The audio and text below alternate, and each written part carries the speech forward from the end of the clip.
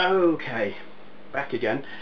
I've just been watching what I just recorded, and two things that I want to talk about a bit.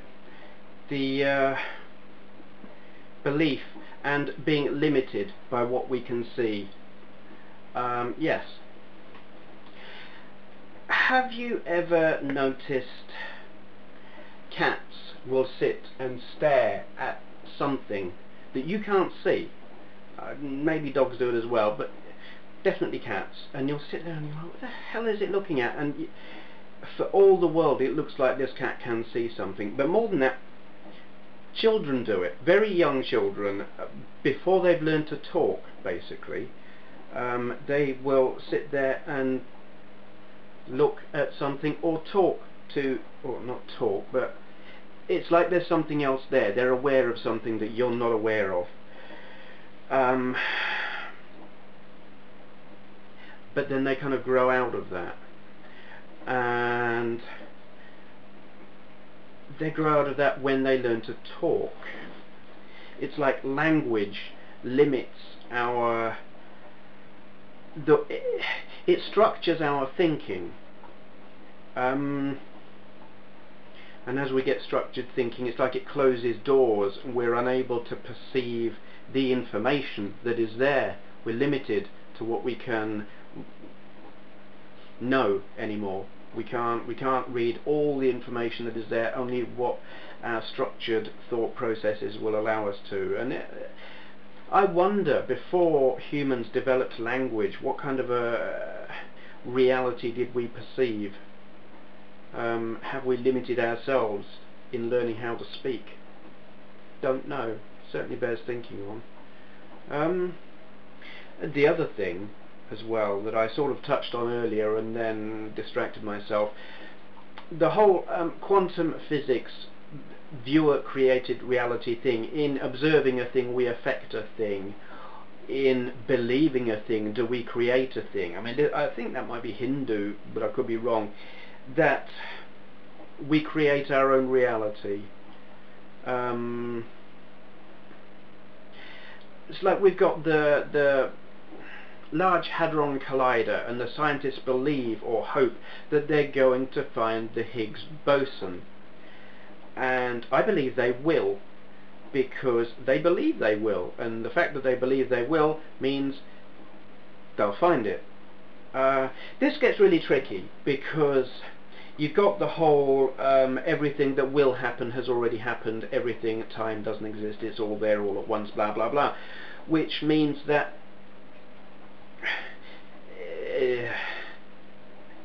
they're not actually creating the reality where the Higgs boson exists, because it's already there. It's just that they've gone down a pathway where they believe that the Higgs boson exists, so it exists because they believe it does. There's also a reality where they believe it doesn't exist, and so in that reality it doesn't exist. It's really convoluted and kind of messy, in that you have this viewer created reality where the belief in the thing creates the thing when it already all exists anyway. Messy, fun to play with as an idea. Does it mean anything or serve any purpose? I don't know, because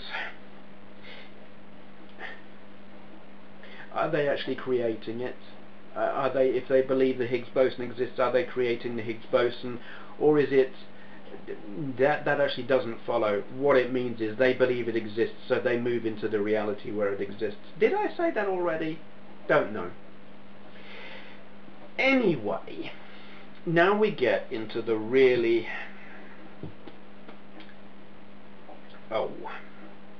iffy bit. Is it iffy? Is it dubious? I'm not sure. Right. You have got the whole of time all existing as a data mass thing, blob, singularity, whatever. Everything that was, is, will be, every possible reality, all existing already at once. And we are travelling through it, perceiving it, something in some linear fashion, perceiving it as our lives, we're perceiving it in a linear fashion. But imagine if it was accessed in a non-linear fashion, and who's to say that how we're perceiving it is how it is, just because I'm perceiving this moment as discrete from this moment, and this moment as later than this moment. Well, that in itself is an illusion, but who's to say I accessed them now and then now in that order?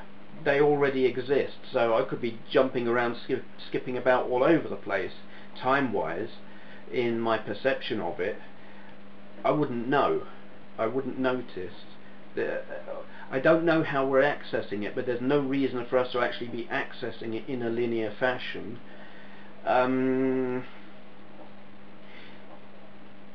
But just because that's the way our perception of time works, that's how we perceive it.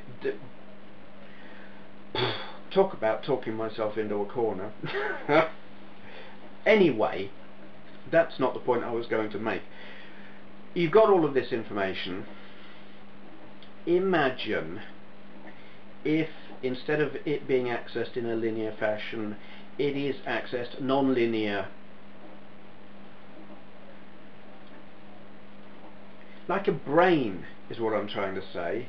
Our minds are like a collection of memories that we build up, and they form the solid structure of our brain, and we've got the whole electrical impulses going down the nerves and blah blah blah. All of that is formed up, but experiences and repeated experiences form neural connections, and impulses go down them, and we remember stuff and we think and blah blah, and it's non-linear. You know, this bit fires here, that bit fires there, and it is doing it in a orderly way, but it's not linear. So what if this reality that we experience is accessed in a non-linear fashion, en masse? We're only experiencing tiny little bits of it. But what if the bits that we're experiencing are like the neural impulses of a giant brain? You know, access a chunk of my mind, access a chunk of your mind, access what that dinosaur was doing to that other dinosaur 50 billion years. You know, non-linear, chunk here, chunk there, chunk over there, here, all firing, being accessed, past, present, future. Would it make a mind? You know, is it firing, is it being accessed in the same way as our minds are firing? Are we creations of, or are we creating the mind of something bigger? I hate to use the term God, because I'm not religious in any way that you would recognize. I reject all of that completely, but I can see how the non-linear accessing of the entirety of reality and history ever, all blah, could create a mind. So it's like we create it, it creates us, something like that, all part of the same thing. Very incoherently, badly explained, blah blah. Good Lord, I wish I could do it better than this.